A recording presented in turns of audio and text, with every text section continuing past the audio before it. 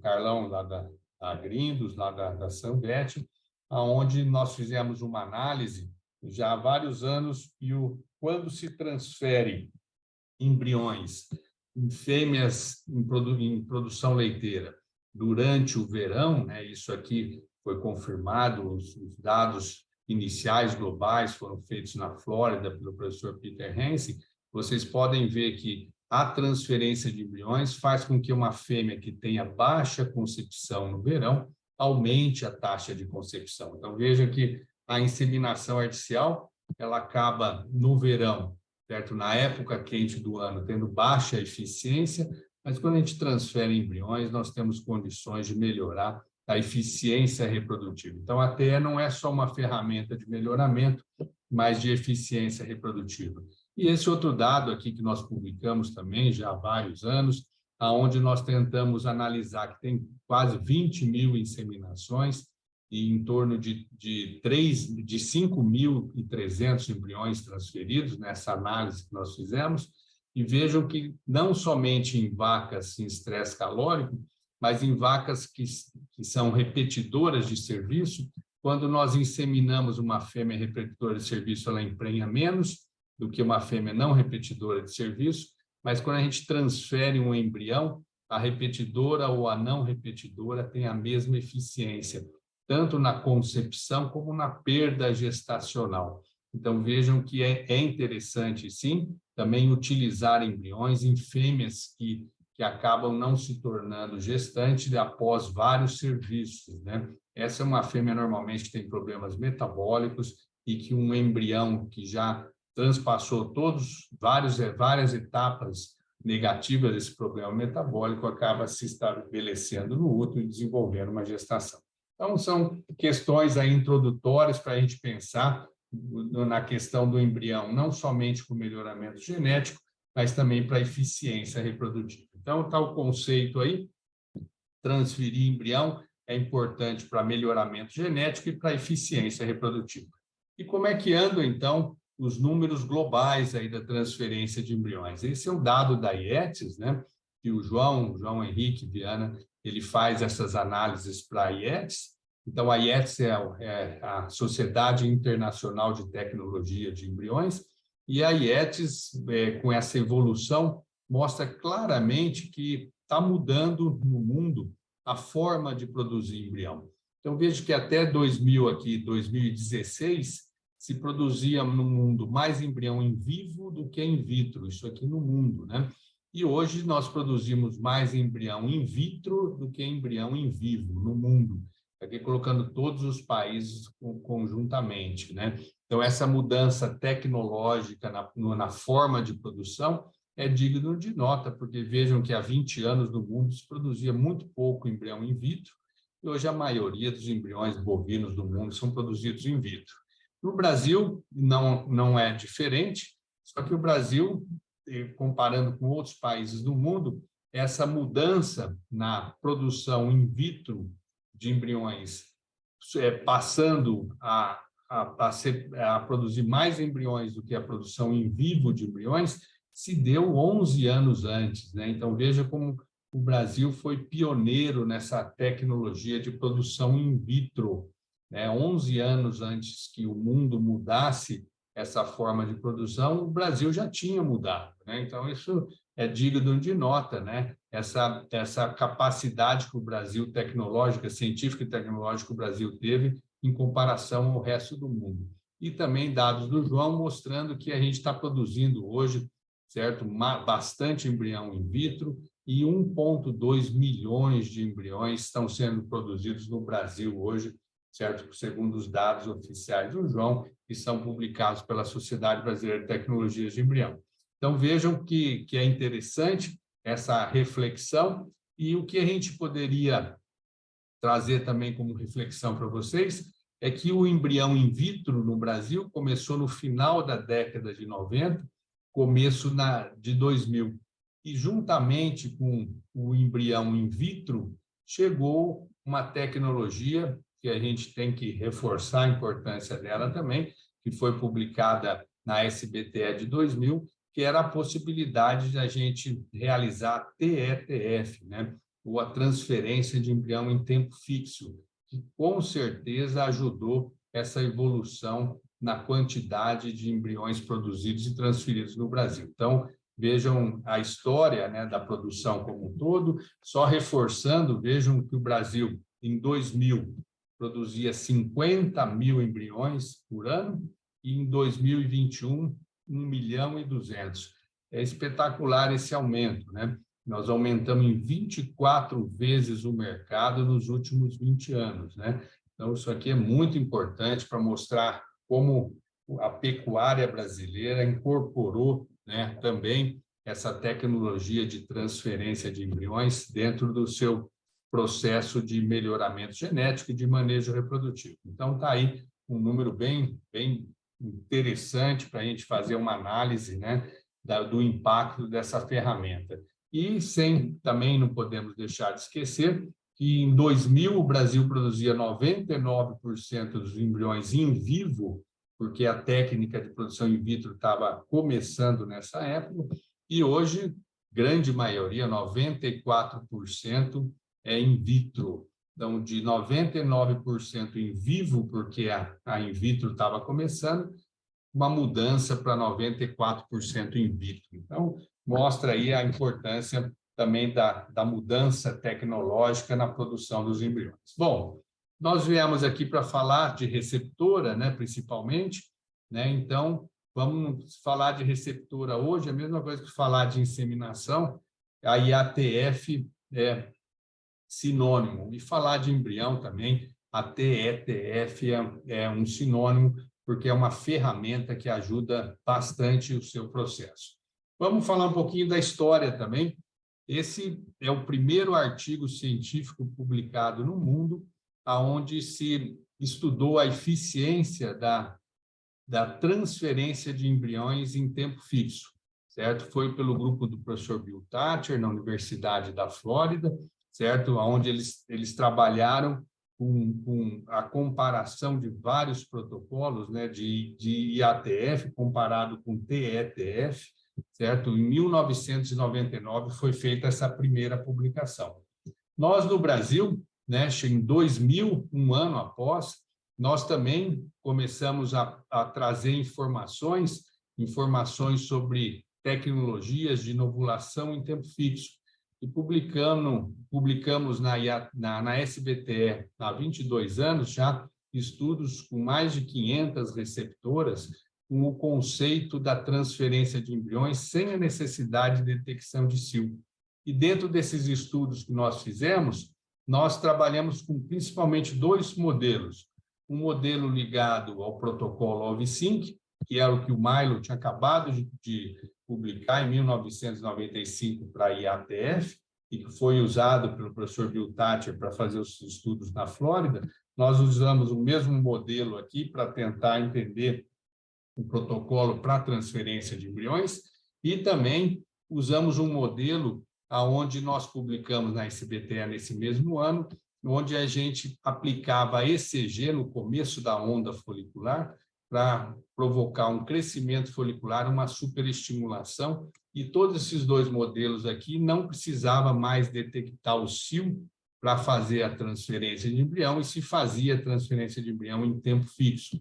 Então, esse é um pouco da história dos modelos, né, que foram publicados e foram divulgados em vários e vários eventos no Brasil, na tentativa de facilitar a aplicação da transferência de embrião. Não só facilitar, como melhorar a eficiência reprodutiva das receptoras de embrião.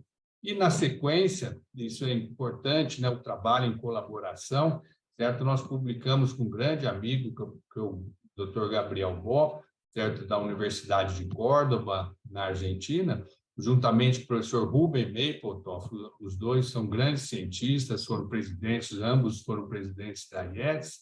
Nós publicamos há 20 anos esse artigo de revisão científica, onde nós propusemos, né, os modelos internacionalmente, os modelos que poderiam ser utilizados para TETF, né, TETF em colaboração com pesquisadores aqui da Argentina e do Canadá. Então, um pouquinho dessa história, e hoje nós chegamos, então, O Brasil, em 2021, segundo dados da SBTE, está 1.200.000 embriões transferidos, né? E se nós usarmos um modelo de reprodução programada ou sincronização, com 80% de taxa de aproveitamento, para transferir 1.200.000 embriões por ano, nós precisamos de 1.200.000 receptoras, mas com corpo lúteo. E os modelos que nós temos hoje têm 80% de taxa de aproveitamento. Então, para a gente ter uma noção de mercado, o Brasil deve estar sincronizando em torno de 1,5 milhões de receptoras por ano, certo? Para poder ter 1,2 milhões de receptoras com corpo lúteo para poder ter um mercado consolidado nessa área. Então, veja, nós estamos falando já de um mercado bastante significativo. Logicamente, esse mercado de 1,5 milhões, comparado com a IATF, que na última análise que nós fizemos era de 26,5 milhões, é um mercado menor, logicamente, né? Mas ele já é um mercado bastante significativo dentro do processo. Bom, então conversar um pouquinho sobre taxa de aproveitamento, né? O porquê de usar a TETF. Ela foca principalmente em aumento de taxa de aproveitamento, mas ela pode também aumentar a taxa de prenhez por embrião transferido e a taxa de prenhez total do lote que nós estamos trabalhando de receptor. Então, a gente vai trazer um pouco dessa informação. Então, hoje, com a produção de embriões, se produz in vitro, se produz muito embrião. Então, nós temos hoje uma ferramenta que produz bem mais embrião do que a produção in vivo. Então, hoje, uma característica da produção in vitro é de produzir uma grande quantidade de embriões. Então, o laboratório produz bastante embrião, mas se as receptoras têm uma baixa taxa de aproveitamento, veja, para transferir 100 embriões, vamos precisar sincronizar 300 receptoras, ou ter no nosso manejo 300 receptoras com baixa taxa de aproveitamento. Conforme a gente vai aumentando a taxa de aproveitamento, para transferir os mesmos 100 embriões, nós precisamos de bem menos receptora. E hoje os protocolos de TETF, eles acabam tendo uma taxa de aproveitamento que gira em torno de 80%, pode mudar conforme o manejo e a fazenda, e vejam que para transferir 100 embriões, nós precisamos de muito menos receptoras. Então, esse que é o modelo que a TETF proporciona. Ela proporciona um aumento na taxa de aproveitamento, otimizando a utilização das receptoras nas fazendas ou nos programas de transferência de embrião. E aí nós comparamos, então, os modelos, na época, que detectava cio e realizava a transferência, com os modelos de transferência em tempo fixo. E quando a gente começou a fazer os primeiros estudos, 100% das receptoras eram transferidas após a detecção de cio. E nós começamos a tentar comparar modelos que eliminava a detecção de cio, certo? E fazia a transferência de embrião. Então, um pouco da história, né? Lá no final da década 90, de 2001, junto com o Valdir, né, da Embrião SC, o Valdir, esse aqui era a Fazenda Reunidas Boi Gordo, em Tapetininga, onde nós fizemos, eles tinham mais de 1.000 receptoras dentro de um programa de melhoramento, certo? E a gente teve a oportunidade, junto com o Valdir, de utilizar esses animais na época para realizar os estudos. E, na época, nós tivemos o apoio do grupo da Tecnopec, né, que ajudou no desenvolvimento científico e tecnológico. A gente agradece esses estudos e o Renato, na época, colaborou bastante. Bom, conclusão. Esse é um dos trabalhos que nós publicamos na SBTE em 2000, onde nós sincronizamos em torno de 170 receptoras por grupo, metade era prostaglandina e detecção de cio, e a outra metade sincronizada para a TETF. Veja, a taxa de aproveitamento aumentou significativamente, quase o dobro, a concepção não mudou, só que, logicamente, com maior taxa de aproveitamento, estatisticamente, nós emprenhamos bem mais receptoras usando a TETF do que a detecção de cio, mostrando, logicamente, que é um modelo bastante interessante, sem mudar a taxa de concepção. Fizemos em vacas holandesas também, junto com o Carlão, lá na Sanvet, na Fazenda Agrindos, também em mais de 200 receptoras por grupo. O modelo era detectar cio e transferir embriões, e usamos um modelo de TETF, veja o quanto que aumenta a taxa de aproveitamento, sem mudar a concepção, e dobrando a taxa de prenhez das receptoras por transferência de embrião. Então, vejam que um outro estudo que mostra, comparando o que existia no momento com o que era proposto, aumentava muito a eficiência sem mudar a concepção dos embriões. Então, pessoal, isso é claro e evidente, né? Mas detectar cio, tanto na IATF como na transferência de embrião, é um grande fator limitante, né?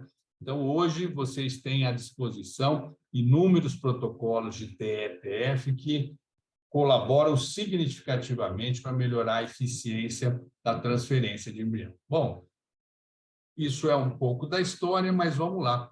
Como melhorar, então, essa taxa de aproveitamento dos protocolos? Então, vamos entrar um pouco mais no detalhe do que a gente pode trazer aqui de informação. Então, vamos falar um pouquinho de efeito de grupo genético da receptora, efeito da progesterona do protocolo que vocês vão usar para a TETF, a questão de uma interação que pode existir com a nutrição dos animais que interfere na resposta do programa de transferência. Bom, primeiro, vamos falar em grupos genéticos, zebuíno, taurino, ou mestiços cruzados, mestiços zebuínos, e nós sabemos, né, já há vários anos, que quando a gente sincroniza com o mesmo dispositivo, com a mesma quantidade de progesterona, uma fêmea taurina, ela tem menores níveis circulantes de progesterona quando a gente compara com uma fêmea zebuína.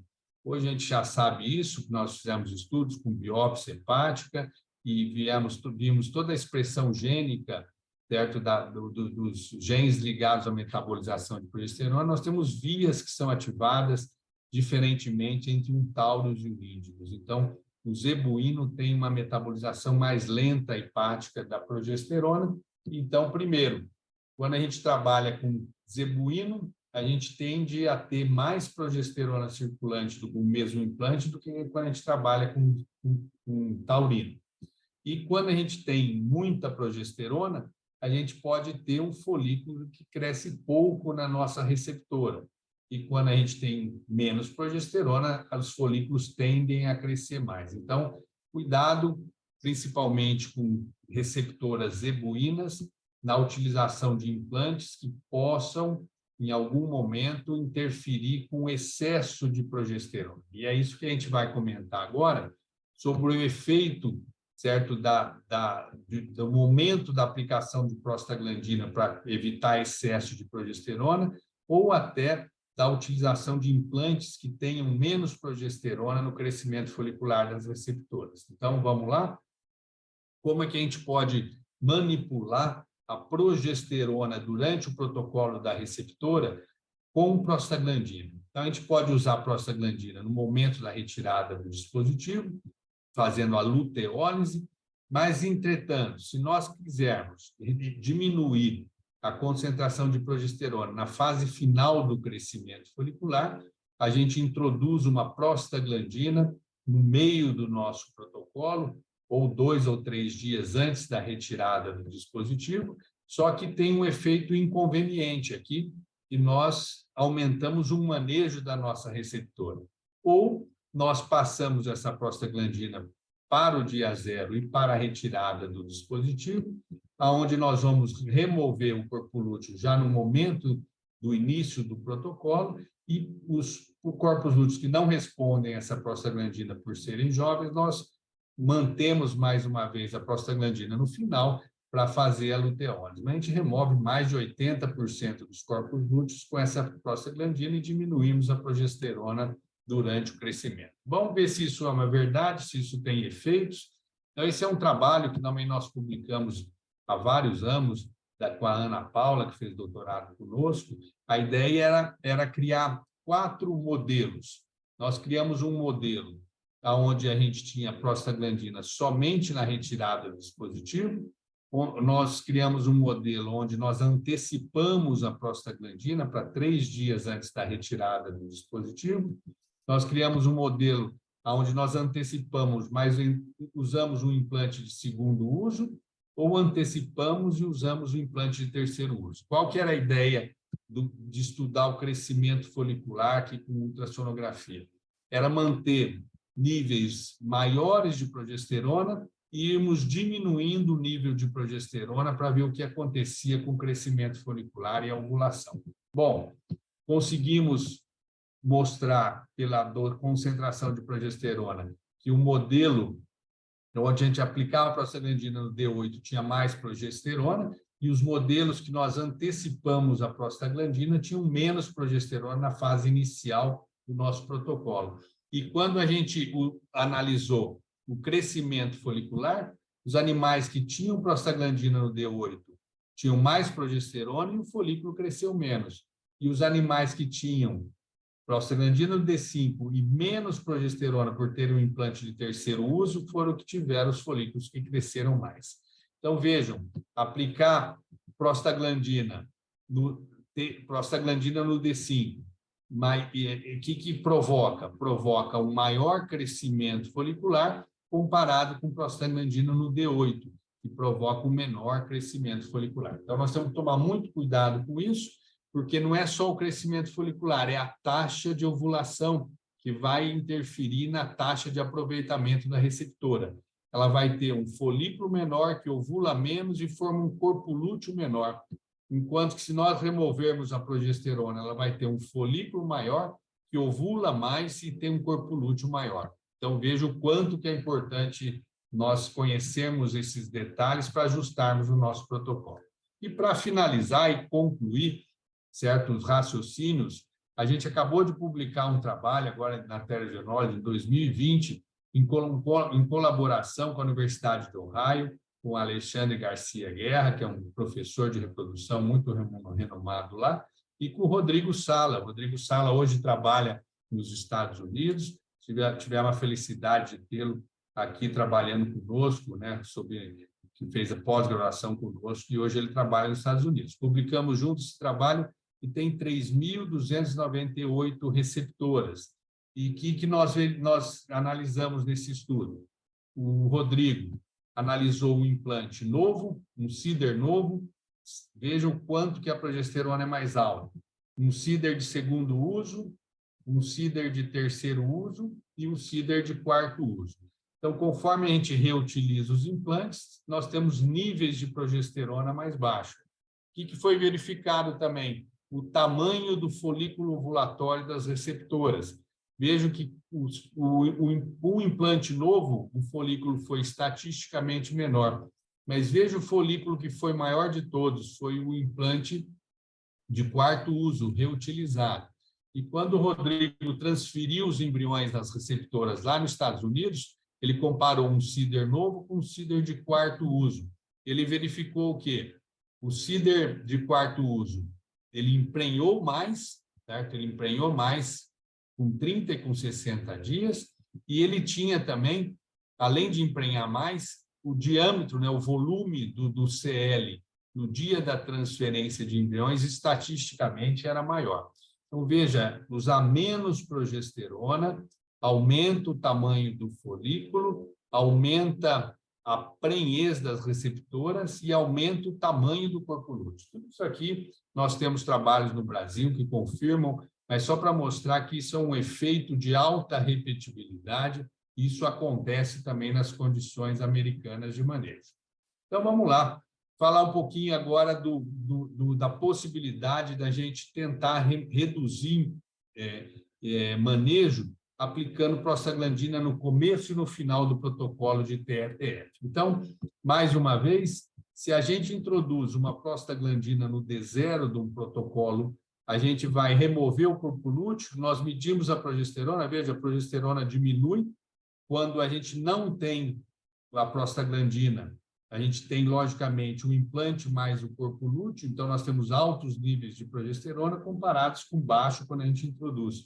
E veja o folículo, né? O folículo com alta progesterona, mais uma vez, crescendo menos, e com baixa progesterona, crescendo mais. certo? Então, mais um conceito, né? Ele não só cresce mais, tem um folículo que ovula em maior tamanho, como ovula mais. Então, isso aqui, ovular mais, é taxa de aproveitamento.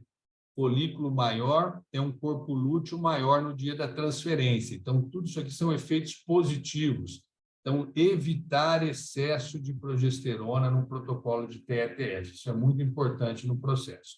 E esse é um trabalho que nós fizemos com o Claudinei, já há vários anos também, onde nós sincronizamos receptoras e introduzimos ou não uma prostaglandina no D0. A única variável aqui é introduzir ou não uma prostaglandina no D0 dessas receptoras. Passamos ultrassom, fizemos várias avaliações nesse processo. Então, primeiro, o tamanho do folículo ovulatório. Quando se aplicou prostaglandina, aumentou tanto o tamanho do folículo ovulatório, só por termos introduzido uma prostaglandina no D0, e aumentou o tamanho do corpo lúteo no dia da transferência de embrião. Então, vejam, só de introduzir uma prostaglandina no D0, nós já tivemos 2 efeitos positivos no processo. E quando foi feito a avaliação da taxa de aproveitamento, que foi maior numericamente, mas não se aumentou, a taxa de concepção, ela foi maior numericamente também, e a taxa de prenhez, que foi maior estatisticamente, ela aumentou de 39% para 50% a quantidade de receptoras prenhas do lote, só por introduzirmos uma prostaglandina no D0. Então, veja o quanto que é importante remover o excesso de progesterona. Então, em receptoras, as concentrações de progesterona podem comprometer o crescimento folicular e a resposta ao protocolo. Então, tentem trabalhar em duas situações que nós conversamos até agora. Usar dispositivos que tenham menos progesterona ou manipular o momento da aplicação da prostaglandina. Lembrando que tudo isso depende do consumo de matéria seca da nossa receptora. Se ela está consumindo bastante matéria seca, o folículo já cresce mais independente dessas manipulações. E se está consumindo pouca matéria seca, o folículo cresce menos. Então, só colocar aqui um componente que nós temos que conhecer, e está tudo, nós publicamos esses estudos da tese da Emiliana, um componente, inclusive com biópsias hepáticas, controle de alimentação e crescimento folicular, lembrando que tudo que nós estamos falando tem uma interação também com a nutrição ou o consumo de matéria seca. Bom, vamos lá. Como aumentar a concepção, a prenhez por transferência de embriões? Então, vamos falar um pouquinho de alguns fatores que podem interferir no nosso protocolo. Primeiro, será que o cipionato é um bom indutor de ovulação para a receptora de embrião? Será que qual é o efeito de nós introduzirmos a ECG no nosso protocolo e qual é o momento que se aplica a essa ECG? E será que vale a pena, no momento da transferência de embriões, nós usarmos um indutor de ovulação para a produção de um corpo lúteo acessório? Então, todos os estudos que foram feitos também nesse sentido, vão começar com a ECG, né? Então, a ECG é um fármaco extremamente importante para o processo. Aqui são todos os trabalhos que nós fizemos com receptoras de embrião, tratadas ou não com ECG, que no momento da transferência de embriões, no diestro, nós colhemos uma amostra de sangue e analisamos a concentração de progesterona. Vejam o efeito luteotrófico da ECG. Quando a gente usa a ECG, nós aumentamos a produção de progesterona do corpo lúteo que está sendo formado para receber, da receptora, né, para que ela receba um embrião. Então, vejam que efeito importantíssimo da ECG. Ele tem um efeito luteotrófico, aumentando a produção de progesterona. Não vamos ter tempo, mas nós, juntamente com a professora Paula Papa, aqui da nossa faculdade, do Departamento de Anatomia, nós temos vários estudos mostrando que a ECG, ela muda a microvascularização, ela muda a densidade vascular do corpo lúteo, ela muda toda a expressão de determinados genes que estão relacionados à estrutura, muda inclusive as glândulas uterinas, né, a partir de cortes histológicos de útero, a densidade de glândulas uterinas por ação da progesterona. Então, vejam quantos efeitos positivos, né, que a ECG cientificamente já está comprovado. Agora, será que ela aumenta a progesterona? Será que aumenta a prenhez por transferência? E aqui são os estudos, os primeiros estudos feitos com o embrião, inclusive por um espanhol, Fuentes y de la Fuentes, que ele, na Espanha, já em 97, ele já mostrou que as fêmeas que recebiam ECG tinham uma prenhez maior do que as fêmeas que não recebiam ECG quando receptoras. Nós também publicamos esses trabalhos mostrando que sem ECG emprenhava menos. O grupo do Gabriel Bó mostrou também que sem ECG emprenhamento. Então, não é só melhorar o útero ou melhorar a progesterona, está aumentando a prenhez. Então, todos os estudos já antigos demonstram que introduzir a ECG melhora a prenhez. E aí, qual é a dose de ECG que a gente aplica, né? Lógico, depende do grupo genético, depende de muitos fatores, mas só para mostrar que não necessita aumentar tanto a ECG. Nós fizemos esse estudo aqui com 600 receptoras, foi a tese do Everton, nós publicamos já há vários anos, onde a gente aplicou 400, 500 ou 600 no meio do protocolo, ou 400, 500, 600 no final do protocolo.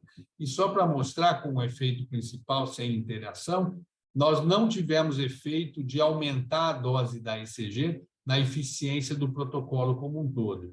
Então, hoje a gente usa de 400 para taurino e até 300 para zebuíno, sem diminuirmos a eficiência do processo, conforme esses estudos que foram feitos. Bom, será que o ECG também, além de tudo, ele melhora o crescimento do folículo? Então, veja esse trabalho também que foi feito lá na Argentina, certo? Para o orientado do Gabriel Bó. Ele aplicou ECG em receptoras no dia 5. E olha o que acontece quando a gente aplica com esse ECG no momento do início da onda folicular. O folículo começa a crescer mais rapidamente e acaba ovulando um folículo maior.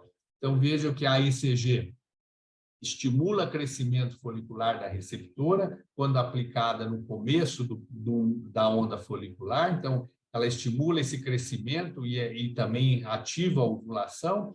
Nós fizemos estudos aplicando não só no começo da onda, mas também no final do protocolo, e mesmo no final do protocolo, a ECG continua estimulando o crescimento folicular e, inclusive, aumentando taxa de ovulação. Então, a ECG tem todos esses efeitos positivos na receptora, né? Em criar todos esses efeitos de processo. Bom, aí é a grande pergunta, né? Nós vamos aplicar a ECG no meio do protocolo e aumentar o manejo, ou no final do protocolo e reduzir o manejo. Então, nós fizemos um estudo, publicamos com o Luiz Nasser, quando fez doutorado conosco aqui, já há 18 anos publicamos esse trabalho aqui com mais de 300 receptoras, comparando 2 momentos de aplicação, um 3 dias antes da retirada ou no momento da retirada. E vamos lá, o que nós verificamos? A ECG no meio do protocolo está em vermelho, não teve efeito no aproveitamento e na concepção, mas a ECG aplicada no dia 8 acabou tendo efeitos positivos comparado com a ECG aplicada na retirada do dispositivo. Então, veja que, sim, né, em algumas situações, a ECG no meio do protocolo pode ser uma opção. E quando nós aplicamos a ECG no meio do protocolo, certo, num subgrupo de animais, nós vimos até um aumento significativo na concepção de embriões transferidos, na prenhez por embriões transferidos. Por quê? Porque essas receptoras que receberam ECG no dia 5, elas tinham mais corpos lúteos no momento da transferência e tinham maior concentração de progesterona no momento da transferência, o que pode justificar esse aumento na taxa de prenhez do embrião por transferência. Então, está aqui estudos que ajudam a gente a compreender um pouco o processo, né? E quando a gente usou um implante que a gente sabe que não bloqueia a progesterona, então vejam lá como é importante essa informação aqui. Nós usamos um protocolo de 5 manejos com Crestar, na época, que não bloqueava a progesterona, 4 manejos com Crestar, ou 3 manejos com Crestar e cipionato. Por que nós fizemos esse estudo? Certo? Que a Roberta publicou, junto com o Carlão, nós fizemos esse trabalho. Para ver, nós queríamos remover o efeito da progesterona para ver se dava para fazer um manejo a menos. E exatamente isso. Além de não ter efeitos negativos, né, não, por causa de nós estarmos usando o Crestar, o protocolo de 3 manejos com cipionato, inclusive, teve uma concepção maior e uma prenhez final maior comparando com os outros protocolos. Então, veja que é possível reduzir para 3 manejos, desde que a gente não tenha excesso de progesterona no nosso protocolo. Então, essa que é a mensagem. Bom, vamos passar para a última análise aqui, em termos de melhoria da eficiência, onde, por exemplo, a gente tem uma fêmea que ovulou, formou um corpo lúteo, certo? Ou por TETF ou por detecção de sil. Ela forma um corpo lúteo. No momento da transferência, ela tem o folículo dominante da primeira onda ativo, a grande maioria dela. E se nós, no dia da transferência, entrarmos com um indutor de ovulação e induzirmos um segundo corpo lúteo, nós induzirmos a ovulação, esse folículo não ovula porque está com progesterona alta, mas se a gente entrar aqui com GNRH, HCG ou LH, a gente induz um segundo corpo lúteo. Induzindo um segundo corpo lúteo, a gente pode melhorar a concentração de progesterona pós-transferência de embriões. Será que isso aqui seria interessante? Então, esse aqui é o trabalho do Márcio Marques, que fez pós-graduação conosco. Esse é um trabalho feito também há 20 anos, onde a gente usou HCG para induzir ovulação, LH para induzir ovulação, GNRH para induzir ovulação. Nós colocamos um implante de progesterona no dia da transferência para aumentar a progesterona via dispositivo intravaginal e tínhamos um grupo controle não tratado. Quando o Márcio fez esse estudo, ele verificou que tanto o tratamento com GNRH como com HCG aumentava a taxa de prenhez comparado com o grupo controle, o que não aconteceu com a colocação do implante ou com a aplicação de LH. Então, a gente verificou que sim, que é possível, né, através do tratamento para a formação de corpos lúteos acessórios. E, inclusive, foi verificado também, o Márcio acompanhou todo um ciclo estral das receptoras tratadas ou não com esses indutores de ovulação, e vejam o que acontece quando a gente aplica HCG. O HCG tem efeito luteotrófico. Então, olha a produção de progesterona no ciclo subsequente, como ela aumenta quando a gente aplica HCG no dia da transferência de embrião. Quando a gente aplicou GNRH, o aumento foi mais discreto, mas ele ocorreu também, principalmente pós-transferência de embriões. Então, vejam que esses efeitos de aumentar a progesterona no pós-parto pode ser os efeitos positivos. E para checar um pouco mais, aplicar GNRH ou não aplicar GNRH, nós fizemos um estudo, um grande número de receptoras na época, com o Carlão também, e vejam que nesse estudo que foi publicado na SBTE também há quase 20 anos, nós conseguimos ter um aumento com a aplicação de GNRH de 9 pontos percentuais ou de 21% na formação de CL acessório. Bom, esse é uma característica que é estudada em todo o mundo, e esse é uma análise, uma meta-análise feita pelo Gabriel Vó, publicada recentemente, e em vários estudos que ele levantou na literatura internacional. Se nós pegarmos essa meta-análise do Gabriel com mais de 1.000 receptoras, aplicar GNRH no momento da transferência passa de 51% para 56%, ou um aumento de 5 pontos percentuais na taxa de concepção, a partir de vários estudos feitos em todo o mundo. Então, vejam que é positivo em algumas situações. Vejam que tem estudos que mostram efeitos, tem estudos que não mostram efeitos, mas na meta-análise acabou tendo aumento de 5%. E esse também, lá do Álvaro Garcia Guerra, junto com o Rodrigo Sala, um outro artigo que eles publicaram, onde o GNRH, não só em 5.500 receptoras, ele acabou não tendo efeitos tão positivos na concepção, mas o Álvaro e o Rodrigo encontraram uma diminuição na perda gestacional. Então, vocês podem ter não só um aumento na concepção, mas uma diminuição na perda gestacional, formando o corpo lúteo acessório. Bom, e agora, recentemente, a gente vai comentar sobre uma nova possibilidade que nós temos hoje, que é de introduzir no protocolo de receptora, além de tudo que nós conversamos, o tratamento também com somatotropina bovina recombinante. Então, será que ela, pelos efeitos positivos em aumento de IGF-1, ela poderia melhorar a eficiência do protocolo, mais uma ferramenta farmacológica, certo? Então, o BST, a gente sabe que aumenta GH e IGF-1, e o embrião, e tanto o embrião como o útero, eles têm receptor de GH e IGF-1. Então, fazer esse tratamento, nós estaríamos estimulando esses receptores e poderíamos ter alguns efeitos positivos desses tratamentos, né, na resposta à infertilidade.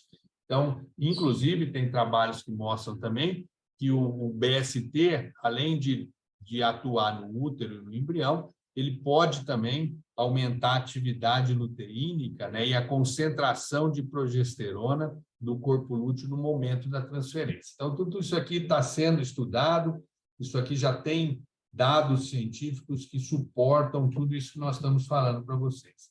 Só que nós temos que tomar alguns cuidados com relação à aplicação de BST. Por quê?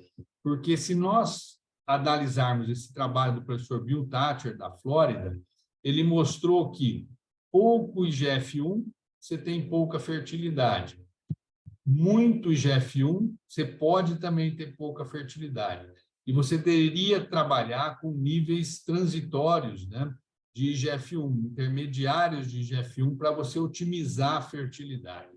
E acho que aí que é interessante que chegou no mercado um BST agora com menor concentração. Ao invés de 500 miligramas, que são os que nós conhecemos, hoje tem um produto que chama Posilac, e tem foco em fertilidade por ter concentrações reduzidas de BST, certo? Então, essa que é a ideia de não termos excesso, às vezes, de IGF-1, que podem ter efeitos negativos na fertilidade.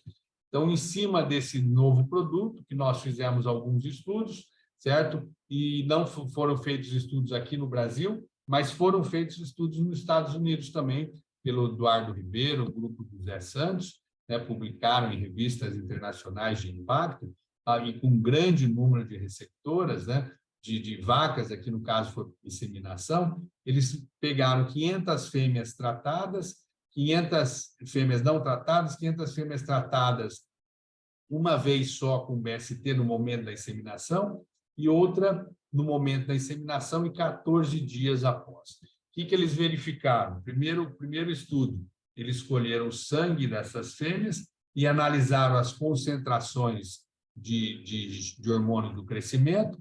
Então, vejam aqui que o grupo controle tinha baixa concentração de GH e baixa concentração de IGF-1.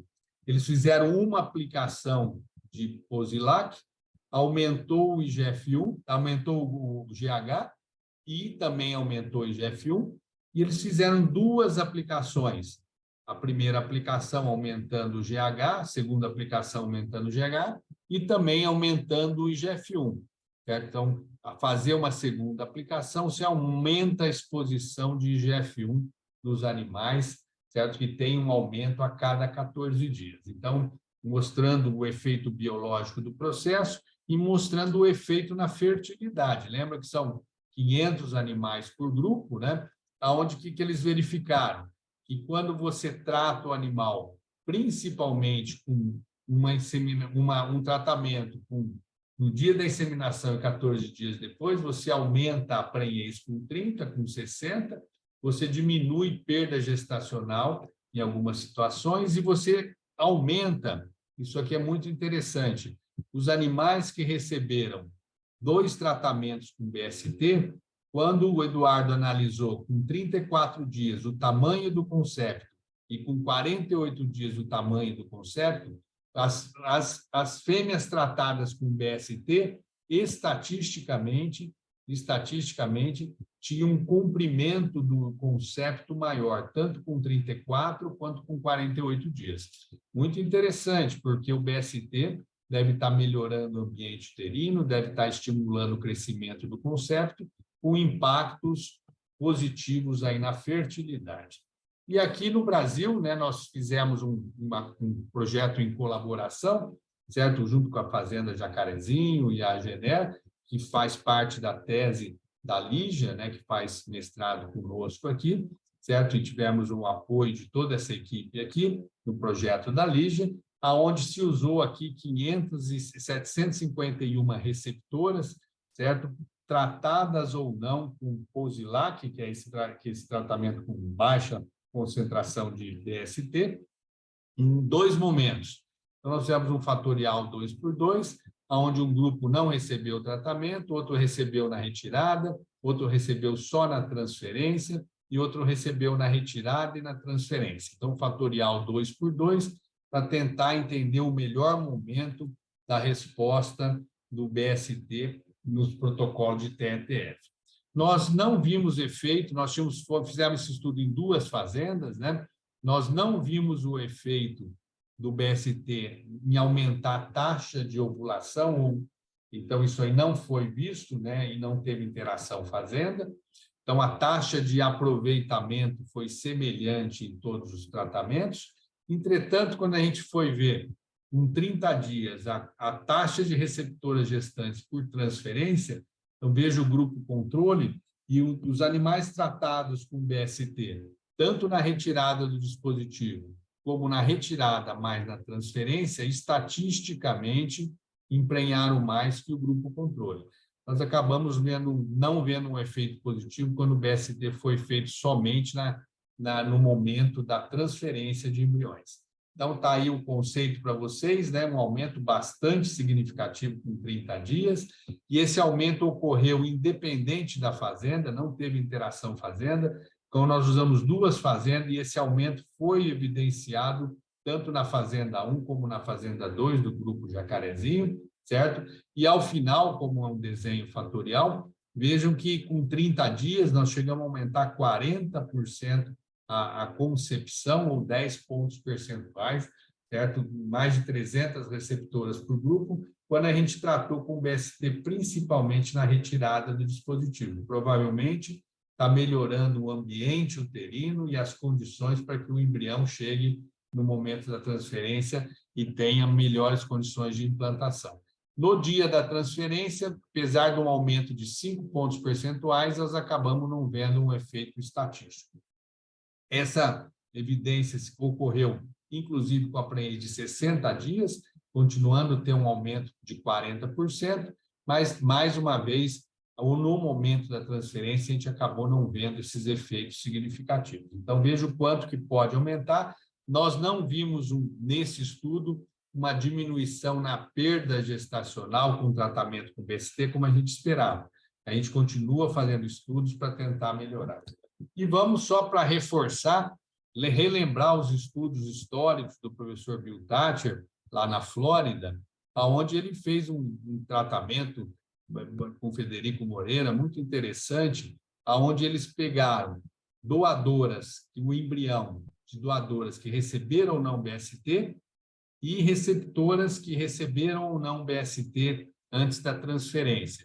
Vejam que o grupo controle, onde o embrião não foi tratado e a receptora não foi tratada, foi o que menos emprenhou, mas quando se trata uma doadora com BST, melhora a concepção, mesmo em receptora não tratada, mas quando se trata a receptora com BST e não trata a doadora, também se verifica um efeito positivo. Então, vejo que na literatura a gente encontra dados, né, que suportam o que foi encontrado aqui, mostrando que o tratamento com BST pode, sim, em algumas situações, trazer efeitos positivos tanto para o embrião, né, para a qualidade embrionária, quanto para a qualidade da receptora. Eu não vou ter tempo de mostrar para vocês, mas a gente fez estudos com BST em doadoras e também vimos não só uma melhoria da qualidade, mas também da quantidade de embriões produzidos, principalmente se são doadoras taurinas. Uma fêmea Nelore, uma fêmea Zebu, que tem qualidade ocitária alta, às vezes a gente não vê efeito de BST, mas uma fêmea taurina, os estudos feitos aqui no Brasil também suportam esses dados aí do professor Biltati. Bom, então vamos lá. Um tratamento com 225 miligramas de BST, a retirada do dispositivo aumentou o número de receptoras gestantes sincronizadas para a TETF. Então, melhora a eficiência do processo como um todo, né? Então, vejam como é importante aqui a gente conhecer a informação, que a gente pode ter aqui mais uma ferramenta farmacológica para o tratamento. Bom, só um pouquinho sobre a evolução dos protocolos, né? Então, lembrando que a gente tinha protocolos que manejavam várias vezes a receptora, hoje nós passamos para publicados, certo? Junto com o professor Gabriel Bó, nós publicamos isso na International Embryo Transfer Society em 2002. Depois nós evoluímos e publicamos de novo numa apresentação feita na IETS em 2010, onde nós já evoluímos para protocolos que têm menos manejo. Lembrando que esse protocolo aqui é muito importante remover a progesterona, o excesso de progesterona durante o crescimento folicular, para que ele possa ter uma alta eficiência. Então, hoje a gente consegue manejos bastante adequados. Se caso existir um desafio maior, nós passamos esse tratamento aqui com a ECG e prostaglandina para 2 dias, 3 dias antes da retirada do dispositivo. Se não, nós mantemos esse protocolo como está, com menos manejo. Bom, finalizando agora a particularidade do protocolo, vou falar um pouquinho do efeito do estro, que é muito importante, tanto na prenhez como na perda gestacional do receptor, o diâmetro do CL, concentração de progesterona, fluxo sanguíneo com o Doppler, efeito de categoria e um pouquinho dos protocolos de ressincronização. Vamos lá. Efeito de estro, né? Animal que manifesta ou não manifesta estro. Então, vejam esse estudo que nós fizemos, e publicamos também já há algum tempo, aonde a gente verificou a fêmea com estro, certo? A fêmea que manifestou o estro entre a prostaglandina e o GnRH, ela tinha um folículo maior, estatisticamente, ela tinha um corpo lúteo maior, que produziu estatisticamente mais progesterona e emprenhou mais. Então, a gente já sabe, já há vários e vários anos, que as fêmeas que manifestam estro, elas têm todas essas características positivas aqui, certo? Que são relacionadas com eficiência, O grupo da professora Cláudia Bertrand fez um trabalho muito interessante também, em parceria aqui com o nosso departamento, onde eles mostraram claramente também que as fêmeas que manifestaram estro têm uma maior taxa de concepção. Tá? Então, mais uma vez, a receptora em estro ela é mais eficiente, né? Então, a gente pode usar o estro como seleção, transferir embriões de maior valor agregado nas que manifestam estro, que elas têm uma maior eficiência. Esse é um trabalho relativamente recente, que é da Mariana Ortolan, que fez mestrado conosco.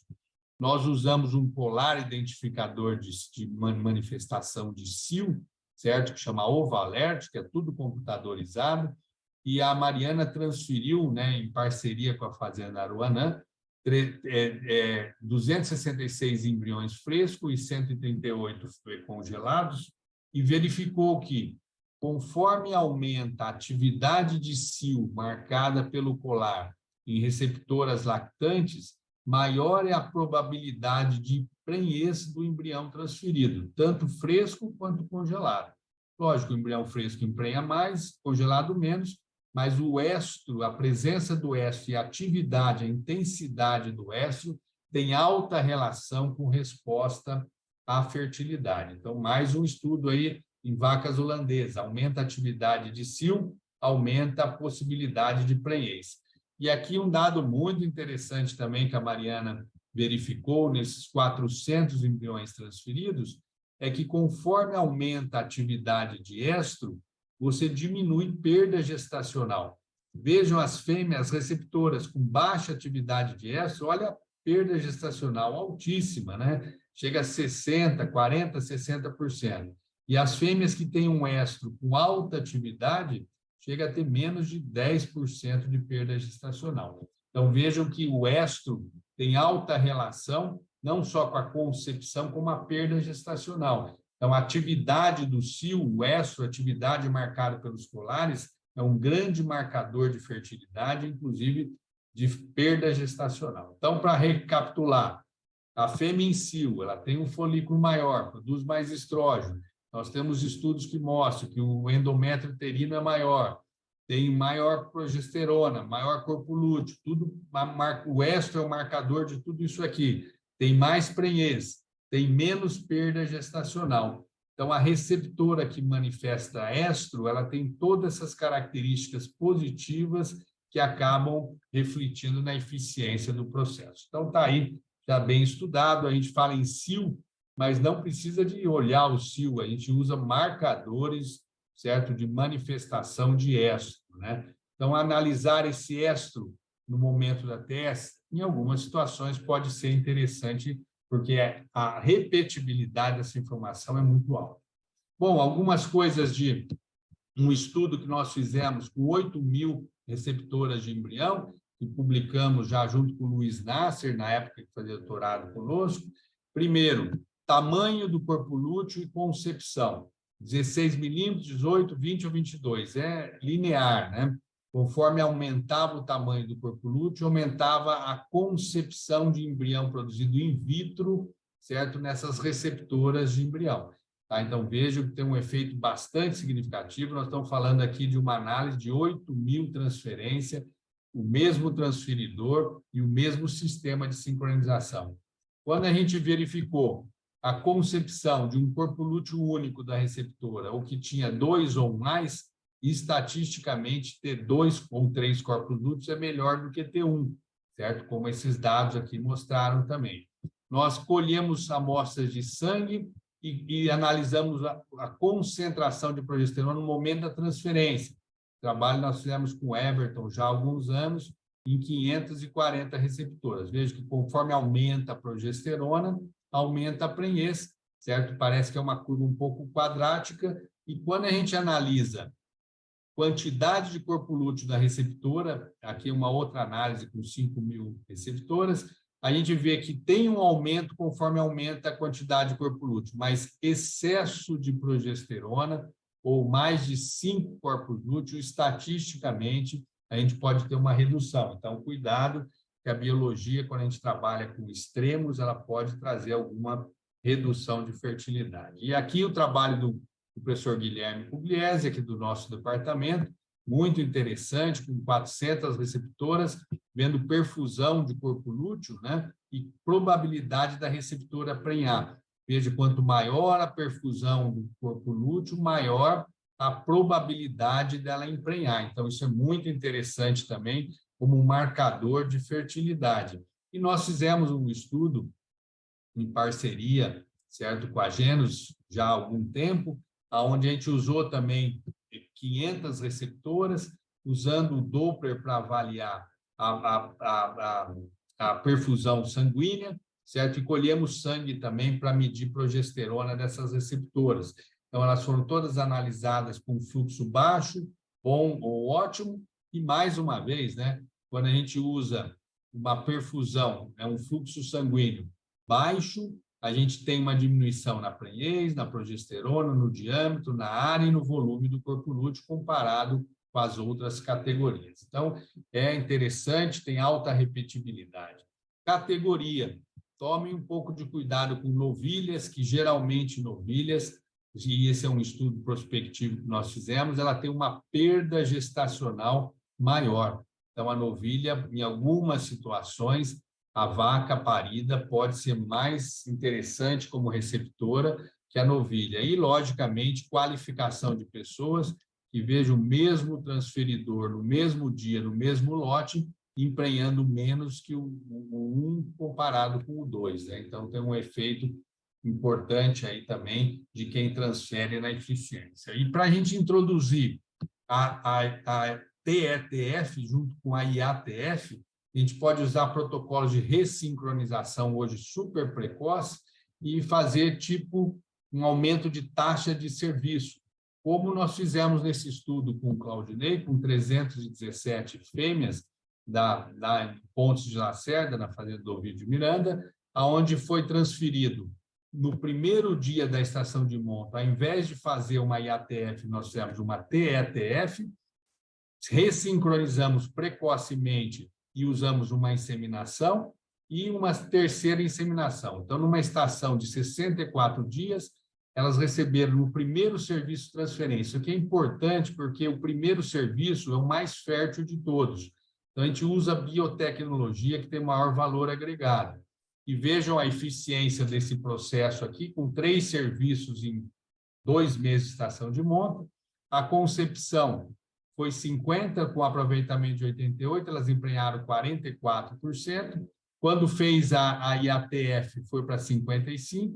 A terceira IATF, a segunda IATF, ou o terceiro serviço, 47%. Então, veja, fechou com 87%, com 64 dias de estação de monta, e continuamos tendo 75% de prenhez nos 2 primeiros serviços ou no primeiro mês de estação de monta, mostrando que a TETF, em algumas situações, apesar da concepção dela ser mais baixa em 11% do que da segunda IATF, ela acaba podendo ser incorporada também no primeiro serviço das fazendas. Então, hoje, pessoal, não precisa mais observar cio. Hoje nós temos um protocolo de elevada eficiência, que transfere embriões de alto potencial genético e que colabora bastante para o processo. E temos um mercado ainda importante para crescer. Apesar de o Brasil hoje transferir bastante embriões, pela quantidade de animais que nós temos, a intensidade da utilização de transferência de embrião, a classificação do Brasil ainda não é muito boa, certo? Comparado com outros países que têm rebanhos menores, mas que usam proporcionalmente mais transferência, como esse estudo realizado pelo João. Conclusão, mostra que a gente pode evoluir bastante ainda em termos de intensidade da utilização dessa ferramenta, mostrando que nós estamos com um mercado aí aberto aí para continuar trabalhando. E para isso, precisa de investimento em ciência, em tecnologia, em conhecimento, desenvolvimento de produtos, processos novos para o nosso setor, isso é tudo muito importante, formação de pessoas, né? Então, parabenizar aí a Gener por ter convidado e por ter organizado esse evento hoje, né? Porque nós estamos discutindo ciência, tecnologia, possibilidades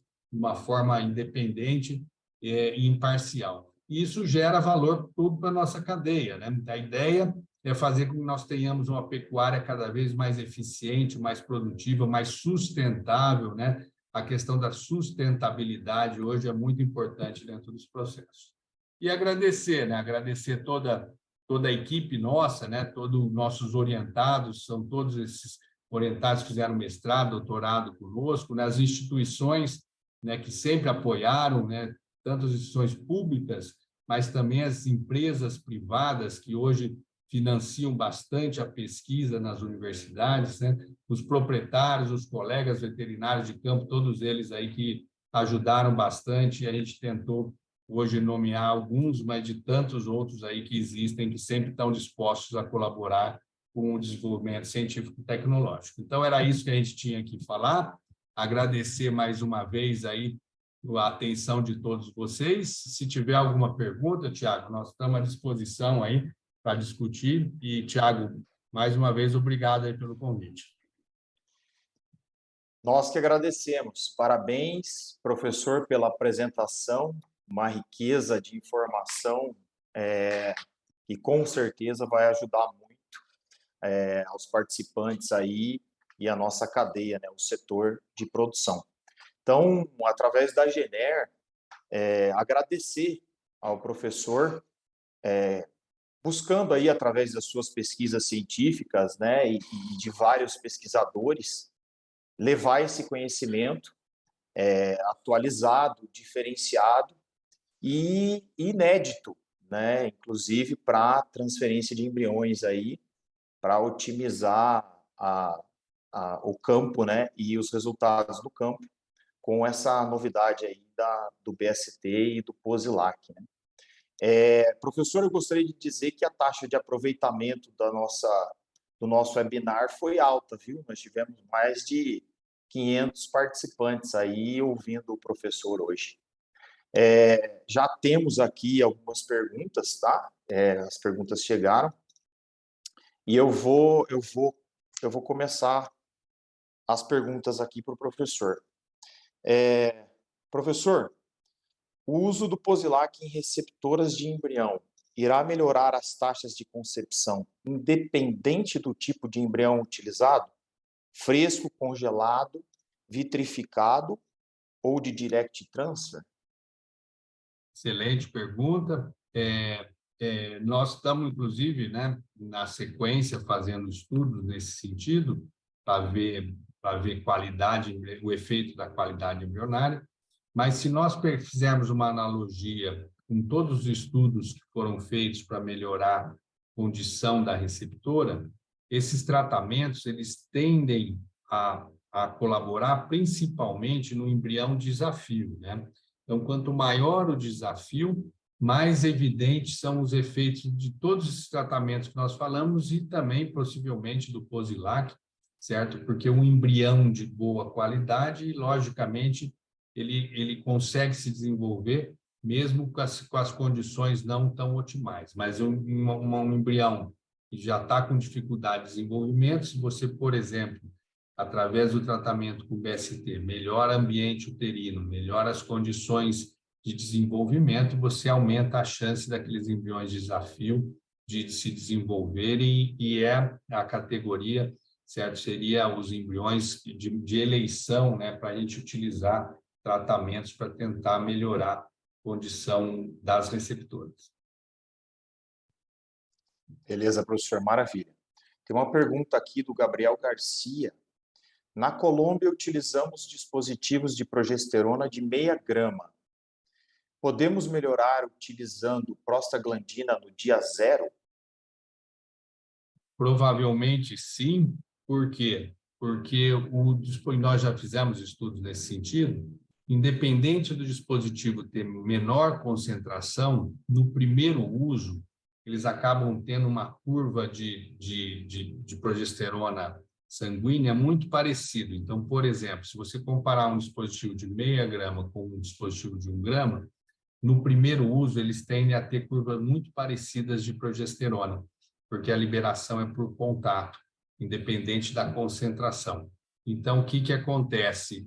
Se você tiver receptoras onde você considera tecnicamente que possa ter excesso de progesterona, independente do dispositivo ter 0,5 grama, se recomendaria você, em receptoras, corrigir através da aplicação de prostaglandina ou no D0, para você diminuir o manejo, ou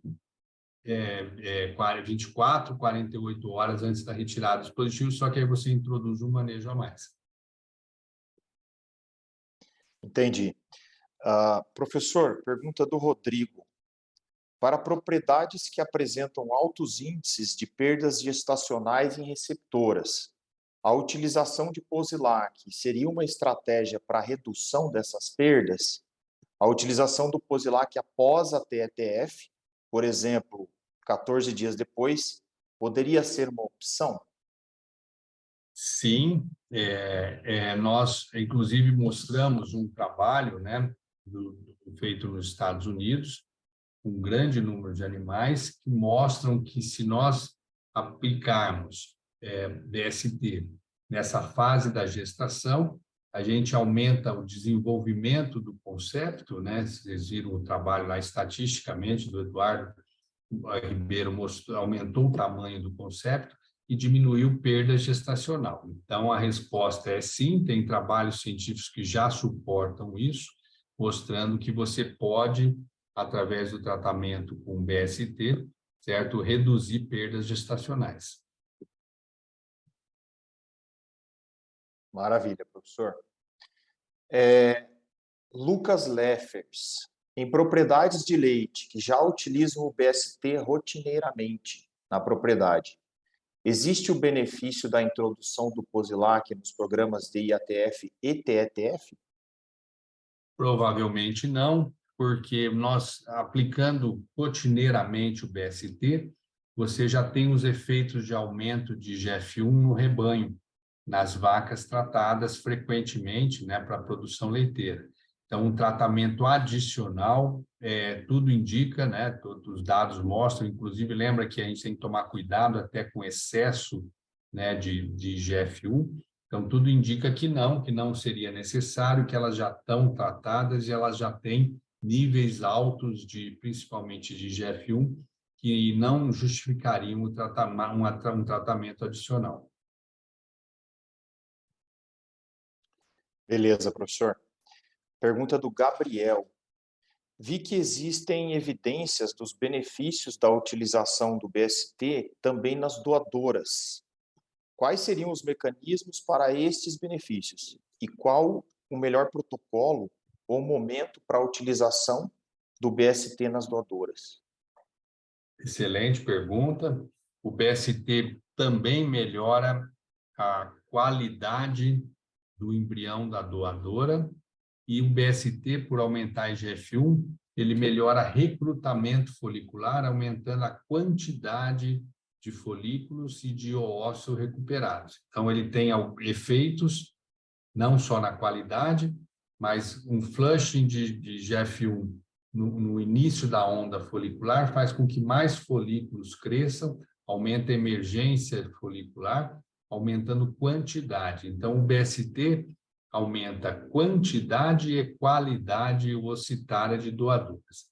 Isso nós fizemos trabalhos no Brasil, publicamos já esses trabalhos, apresentamos já, não tive tempo de mostrar para vocês que o foco era mais em receptor, né? Mas respondendo a pergunta, sim, certo? Então, hoje o que os protocolos, a gente faz tratamento 7 dias antes de fazer a aspiração, certo? Para ter esses efeitos positivos na hora de aspirar os folículos que vão estar no início da onda com esses efeitos todos positivos. E lembrando que eu mostrei também, né, esses são dados brasileiros, mas mostrei o dado do professor Bill Thatcher também, lá da Universidade da Flórida, aonde ele mostrou também que a doadora que recebeu o BST, quando o embrião da doadora tratada com BST foi transferido na receptora, aquele embrião respondeu com maior concepção. Então, não só melhora a produção in vitro, como a gente tem informação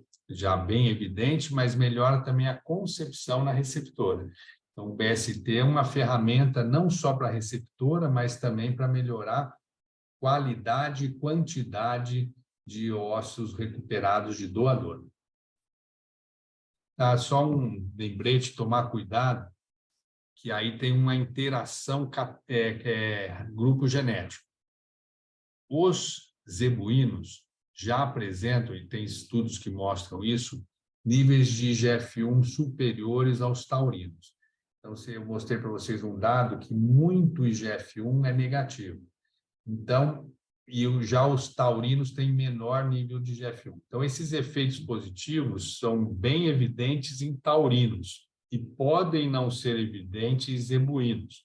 Nós fizemos um trabalho com o Nelore, aplicando ou não BST em doadora Nelore. Nós não vimos efeito, porque provavelmente o Nelore, já por ter IGF-1 elevado, ele já tem uma qualidade ocitária que não necessita do tratamento do BST. Então, pode ter interações, tá? Então, só lembrando que pode ter interação de grupo genético em resposta ao tratamento com o BST quando nós estamos falando de doador. Beleza, professor. A pergunta do Ricardo Ferreira.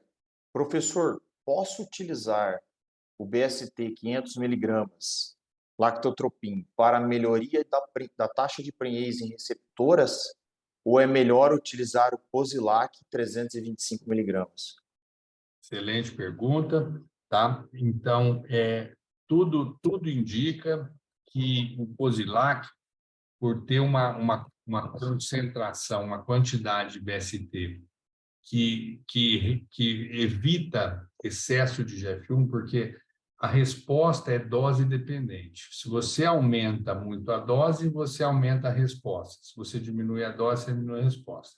Os padrões de liberação de GH e de GF1, né, o GH circulante do tratamento que estimula o GF1, do Posilac, né, ele é um produto que foi desenhado para evitar excesso de GF1 e, nesse sentido, ser um produto mais direcionado para a fertilidade. É o que está sendo verificado pelos estudos que foram mostrados, né?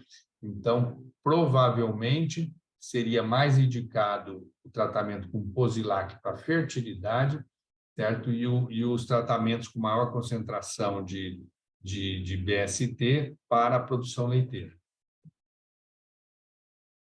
Beleza, professor. Pergunta do meu xará aqui, o Tiago. Alguns técnicos sincronizam a onda das doadoras antes da aspiração, enquanto outros realizam a OPU em dias aleatórios do ciclo estral. Existe alguma diferença em relação ao uso do Posilac nestas situações? Haveria benefício da utilização em ambos os casos? Excelente pergunta também. Então, os vários estudos, né, que foram feitos pelo professor Marcelo Seneda, pelo nosso grupo, mostram que você sincronizar a onda folicular, você melhora a qualidade ocitária e a produção embrionária, do que você aspirar em dias aleatórios do ciclo estral. Então, a sincronização da onda, ela é positiva em termos de melhorar a eficiência de produção de embriões. E daria, nesse caso, para associar tanto a sincronização de onda quanto o tratamento com BST, porque tendo em vista que o tratamento com BST ele tem que ser feito uma semana antes da aspiração, seria o momento que você estaria se programando também para sincronizar a onda da doadora. Então, daria para associar num protocolo, certo, os dois efeitos, o efeito da sincronização juntamente com o do tratamento com BST para aumentar recrutamento folicular e qualidade ocitária. Professor, pergunta do Leandro Fux. Em doadoras Braford, que já possuem sangue zebuíno, BST pode ajudar também? Tudo depende. Depende de inúmeros fatores, depende da população folicular, depende do nível nutricional e dos níveis circulantes de GF1. Se nós não tivermos, se nós tivermos uma doadora que não esteja obesa, que esteja em fase de lactação, onde o BST teria a possibilidade de aumentar o GF1, que nesse caso acontece, nós teríamos efeito positivo. Mas se nós tivermos uma fêmea com sangue zebuíno, uma doadora que já não está em lactação, que esteja obesa, provavelmente não. Então, vai depender de alguns fatores aí para que ele tenha uma resposta positiva ao tratamento com BST. Então, evitar o tratamento em animais obesos que já estão com uma nutrição exacerbada, porque nesse caso ele já tem GF1 bastante elevado e aí nós acabamos não vendo os efeitos positivos e podemos, em alguma situação, ter até efeitos negativos do tratamento. Beleza, professor. Pergunta da Melissa. Podemos ter melhores resultados em receptoras com 45 dias após o parto com o uso de prostaglandina no D0? Geralmente, depende muito do grau de ciclicidade desse rebanho. Quando a gente faz uma primeira sincronização próximo do parto, nós temos muito pouco corpo lúteo. Então, esse tratamento com prostaglandina no D0 acaba não sendo efetivo e muitas vezes não necessário. Então, vai depender de uma avaliação técnica do grau de ciclicidade. Grau de ciclicidade baixo, nós podemos optar por uma prostaglandina só na retirada do dispositivo. Grau de ciclicidade alta, nós temos que remover esse corpo lúteo para evitar o excesso de progesterona. Então, respondendo, normalmente as primeiras sincronizações de um pós-parto precoce não é necessária a aplicação de prostaglandina, porque temos um grande percentual, 80%, 90%, elas estão sem corpo lúteo. Já num caso onde nós temos uma alta taxa de ciclicidade, novilhas, vacas solteiras, aí sim é recomendado, certo, de rotina, a aplicação dessa prostaglandina, por exemplo, no dia zero do protocolo e também na retirada. Quando a gente fala no dia zero, é dia zero e retirada. Excelente, professor. Receptoras Nelore, o Posilac nessa mesma categoria. A utilização dele nas receptoras. Nelore, exato. Faltam alguns estudos, né? Nós fizemos um estudo, em parceria também com a Agropecuária de Jacarezinho, aplicando em Nelore o BST 14 dias depois do serviço, né? 14 dias depois da inseminação, e vimos uma interação com categoria, com fazenda, né? Interação fazenda-tratamento. Também eram 2 fazendas.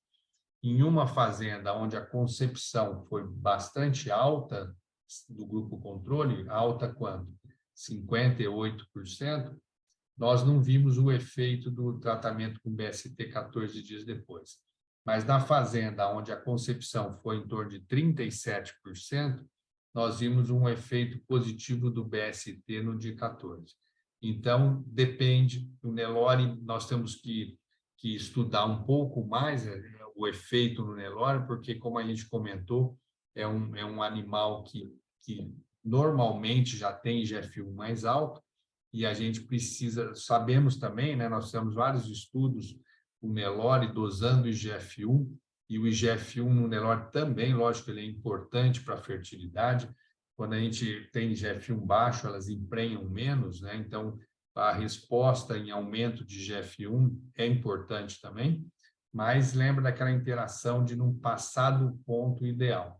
Então, mais estudos têm que ser feitos, mas tudo indica que sim, e tem efeitos positivos, com os detalhes, os ajustes de detalhes estão sendo feitos agora no momento. Beleza, professor. Um mercado para se explorar ainda, né, professor?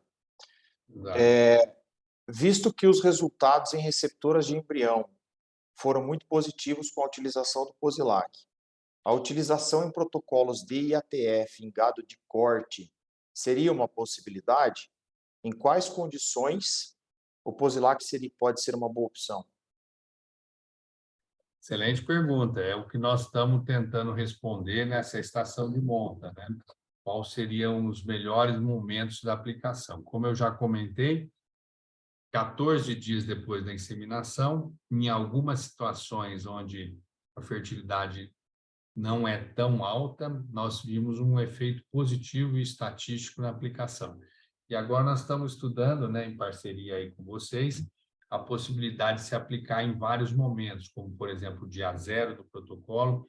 Nós aplicamos na retirada do protocolo para a inseminação, não foi positivo, então nós já estamos tentando mudar essa aplicação para o momento zero do protocolo, certo? E por quê? Para responder melhor ao crescimento folicular e à ovulação durante o protocolo, porque o Posilac tem uma meia-vida próximo de 14 dias, então nós teríamos, durante exatamente o protocolo e a ovulação, um primer de GH, com IGF-1, fazendo com que a gente consiga ter efeitos positivos aplicando no dia zero do protocolo. E quando a gente aplica, por exemplo, 14 dias depois da inseminação, nós estamos pensando em melhorar certo desenvolvimento do concepto, como já existem estudos que mostram isso, e o desenvolvimento e a nidação, certo? E a concepção do animal, certo? Por melhorar as condições durante o desenvolvimento desse concepto. Então, vou dever um pouquinho essa pergunta, já porque os dados estão chegando agora e a gente não tem ainda um protocolo muito bem estabelecido. Já temos todas essas informações que foram passadas, mas faltam ainda alguns ajustes de modelo para tentar entender um pouco mais esses efeitos. Entendi. Professor, eu vou juntar duas perguntas aqui e fazer em uma só. Do Lucas e do Cristiano. Qual o momento ideal do uso do BST em doadoras novilhas holandesas? E em qual momento usar o BST nas doadoras? 7 dias antes da aspiração. Certo? Esse seria o momento ideal. É um momento no qual os estudos mostram um efeito positivo. Ok? De 5 a 7 dias antes da aspiração. Beleza, professor. Deixa eu ver se tem mais alguma pergunta aqui. Resumidamente, quando devo usar ou não o BST? Tem que usar BST em categorias onde nós possamos imaginar que os níveis de GF1 estejam baixos, que comprometem a fertilidade, né? Então, nós sabemos, por exemplo, que tem vários componentes, né, que ajudam uma definição, como, por exemplo, componentes ligados ao grupo genético. Então, geralmente, taurinos, né, são categorias de eleição, certo? Para você tentar aumentar a IGF-1, certo? Vacas que estão no pós-parto, saindo do balanço energético negativo, que elas respondem positivamente com o aumento de IGF-1, seriam categorias também que poderiam responder, certo? Nós temos trabalhos com novilhas principalmente taurinas, têm um efeito positivo do BST na qualidade oocitária e produção de embriões.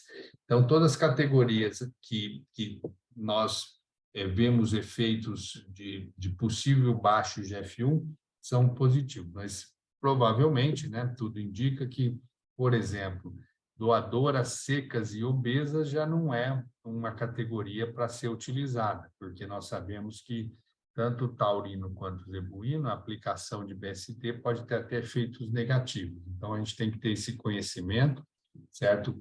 Dessas interações. Lembra, eu mostrei aquele trabalho mais uma vez do Tati, né? Então, nós temos um nível que é otimal, vamos dizer, é um padrão fisiológico que melhora a fertilidade. Se o GF1 está abaixo, piora, mas se estiver acima, também piora. Então, aí a dificuldade um pouco da interpretação, né, de quando se aplicar. Mas lembrar que as fêmeas que têm GF1 muito alto são fêmeas obesas, fêmeas muito bem nutridas, então essas daí a gente tenta evitar a aplicação. Já todas as outras categorias que estão fora desse padrão tendem a ter um efeito positivo aí da aplicação. Beleza, professor. Tem mais uma pergunta aqui. Deixa eu dar uma olhada. Um resumo, professor, do protocolo para receptoras.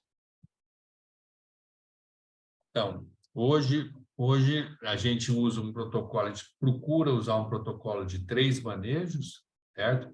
A gente introduz um ECG, uma prostaglandina, no meio do protocolo só em condições de alto desafio, porque ele corrige, mas só em condições de alto desafio.